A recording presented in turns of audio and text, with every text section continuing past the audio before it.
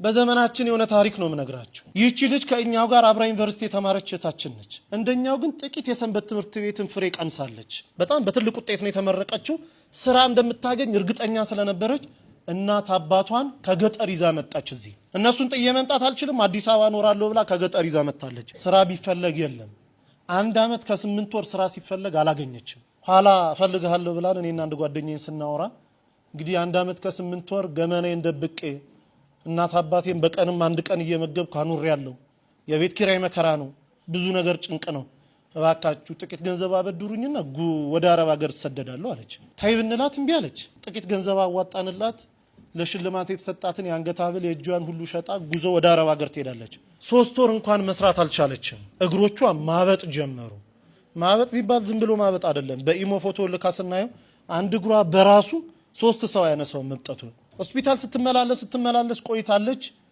ዶክተሩ የመጨረሻ ያለውን ሪዛልት ሲሰጥ ሰውነትሽን ካንሰር የሚባል በሽታ ተቆጣጥሮታል አለ። ከቻልሽ የእኛን እስልምና ተቀበይሽ አዳያጂ ከኛ ጋር፣ ካልሆነ ግን ወደ ሀገርሽ ሂጂ። የማያምን ሰው በሀገራችን የመቀር ልማድ የለንም አሏት። እነሱ ተማምኖ ሞት አውጀውላታል። ዶክተሩ 2 ቀን ቀርቶሻል ብሏታል። እዚህ ደውላ እናትየው ጋር ስትነጋገር እናቴ ሆይ እኔ ባለሁበት ቦታ አክሱምም እያለሁ እዛም ገጠር እያለን ሲጨንቀኝ ስታመም ጸበል ቦታ ነበር መሄድ። አሁን ግን ባለሁበት ጸበል የለም። በአንቺ ማይፀን ውስጥ 9 ወር ከ6 ቀን ኖሬያለሁ። ያንቺ ስጋ ማለት የኔ ስጋ ነው። እባክሽ ሂጂና ተጠመቂልኝ አለቻት። የተልኮ ጥምቀት ማለት ይሄ ነው። ሂጂና ተጠመቂልኝ፣ በአንቺ ስጋ እመቤቴ እኔን አጥምቃት ትፈውሰኛለች፣ አምናታለሁ፣ ሂጂ አለች።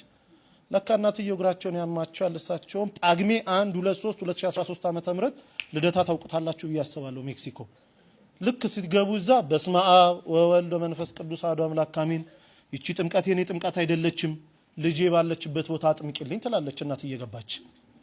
ተጠምቆ ሲወጡ 3 ቀን ነው ተጠምቆ የወጡት። ደውልልኝ አሉ ዶክተሩ። 2 ቀን ቀርቶሻል ብለዋል። እናትየው 3 ቀን የተጠመቁት።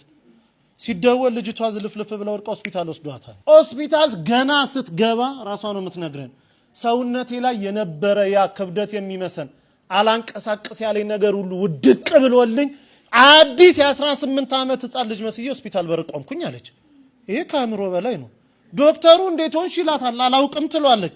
አሃ አንቺም ካላውቅሽ እኔ ምን አውቃለሁ ይላታል ዶክተር። እርሱን የሚመረምር ዶክተር ፈቃድ ሞልቶ ወጥቶ ነበረ። ከሄደበት ቦታ የ6 ሰዓት መንገድ ነርቶ ተመልሶ ሕክምና ገባ። ልጅቷን አምጡ ይላል። ይሄው እኔ ነኝ ትላለች። እባክሽ አትቀልጂብኝ፣ ልሰራ ነው ያለሁት። እኔ ልጅቷን አውቃታለሁ፣ ኪሎዋ ይሄን ያለው ደሞ እንዲ ነው። አንቺ ደሞ ሳይሽ አዲስ ህፃን ልጅ ነው የምትመስዪው። ልጅቷን አምጪ